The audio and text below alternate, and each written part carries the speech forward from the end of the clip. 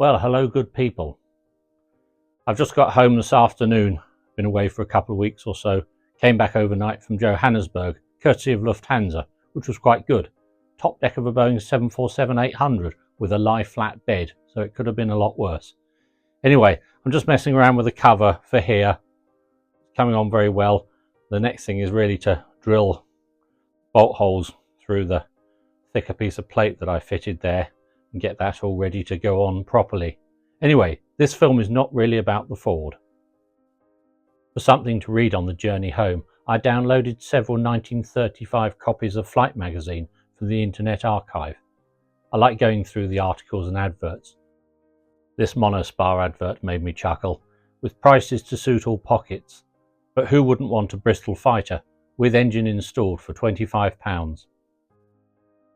However, I did a bit of a double take when I came across this advertisement for Mr. Jones's Andrich 9cc model Aero engine, because I've got one in the workshop. Well, here it is, looking a bit battered and weather worn, but it's reasonably complete and it turns over. It was given to me about 40 years ago by an old family friend, a chap called Ernie Bourne. He was a marine engineer for the whole of his life, specialised in steam engines, but could rebuild anything. Had rebuilt lots of traction engines and steam rollers, and well, he could mend anything that was put in his hands.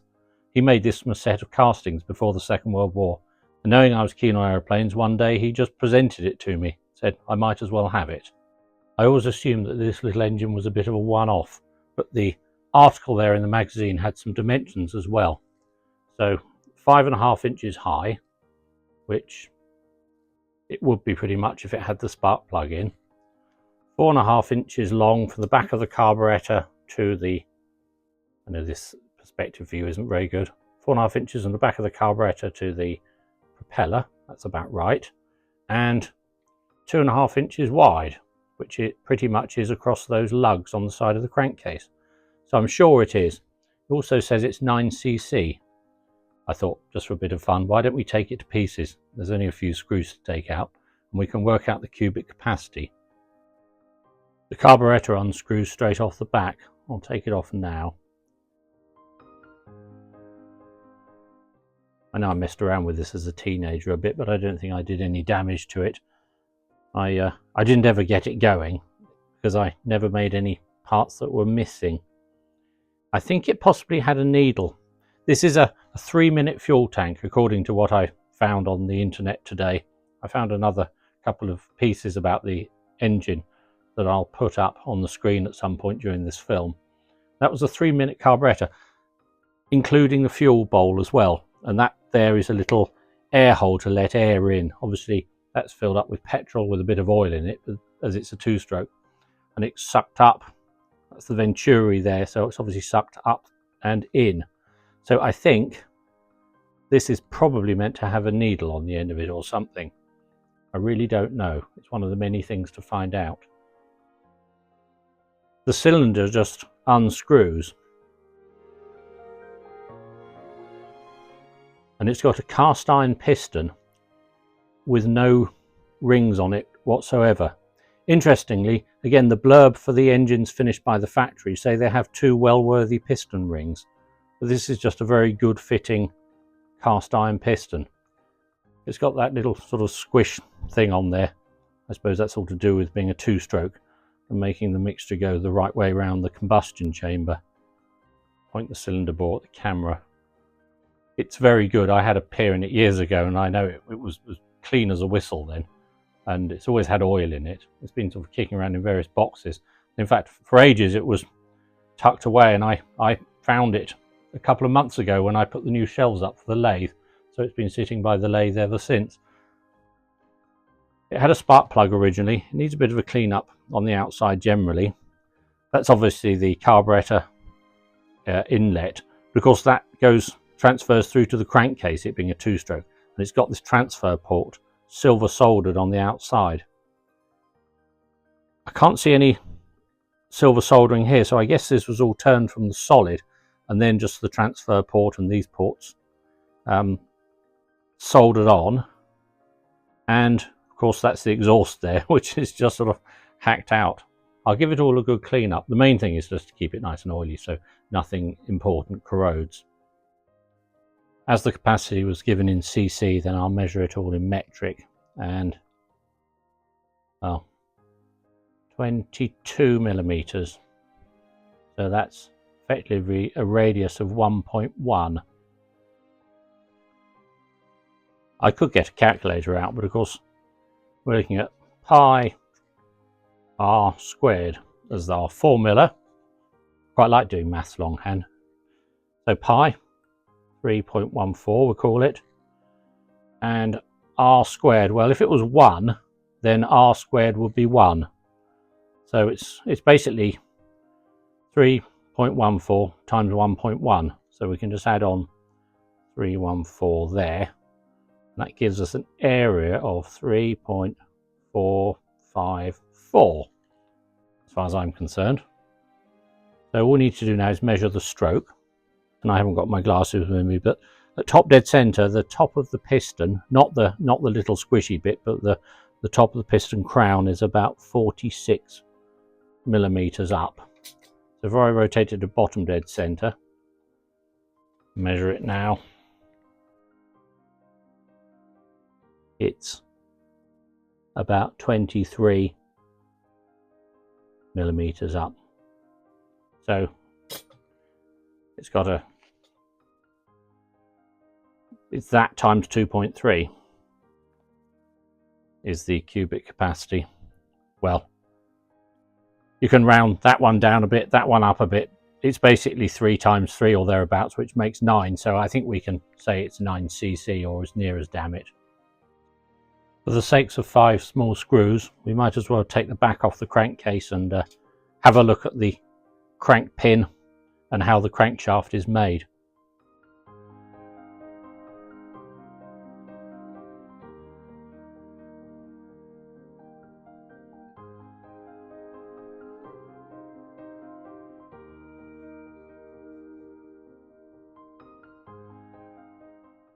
Right, well, evidence of some teenage dodgy gasket making by yours truly. I think they can all be got rid of for now.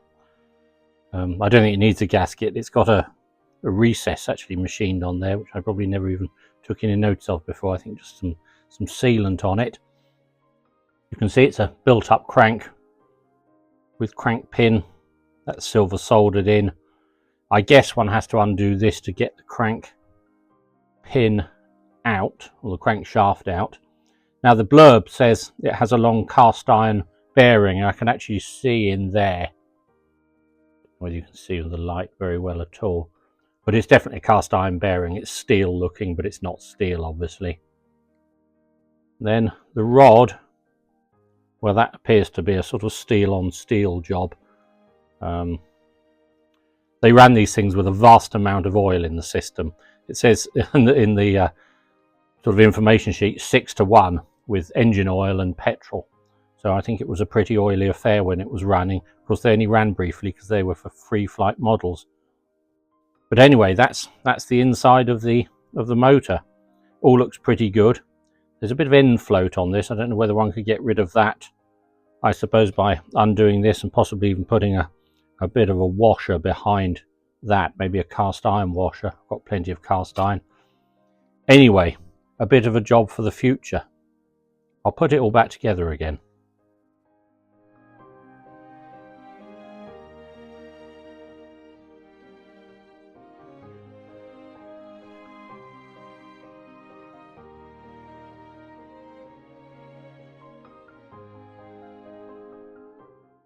So that's all back together again. It needs a propeller of approximately 12-inch diameter. It needs a spark plug.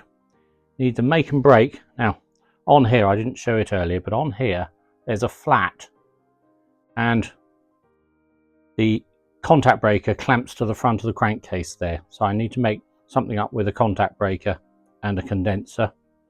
It needs an accumulator to provide the power, or a battery as some people call it, and it needs the fuel system sorting out, and it needs some kind of mount. But that's a really fun little motor, and given its provenance, I'd like to get it running in the future. So back to the Pete and Pole Ford for a moment. I'm carrying on with this engine, but maybe it's disappointing some people.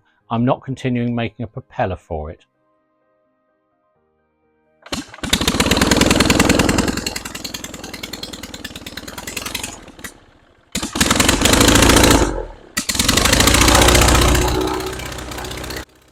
I sold the Praga B engine a while ago.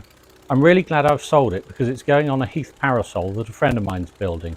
He was after a Jap engine, but I don't really have spares to sell. But of course, the Praga engine did need a home, so I'm delighted he's using it. Fitting a Praga or a Jap engine in a cycle car isn't as easy as it looks because one has to butcher the front crankcase because there's nowhere to fit a mount. So this is going in my cycle car. I've got this wonderful crank handle. This came off a Howard Gem rotavator, probably just post World War II. It needs the handle changing because it doesn't rotate. I'll sort that out. I recently sorted the one out on the Vauxhall. It fits in the dog nicely. I've got the proper flywheel, which weighs 63 pounds, weighs an absolute ton. I might lighten it a bit actually. I've got 4 nice new flywheel bolts from Mr. O'Neill, at O'Neill Ford. So this is going to run. Everything Pete and Pole is staying. I'm finishing the oil system off in the Pete and Pole fashion. Nothing changes other than it's going to have a flywheel and a crank handle, which sort of hastens the job tremendously. Anyway, let's go next door.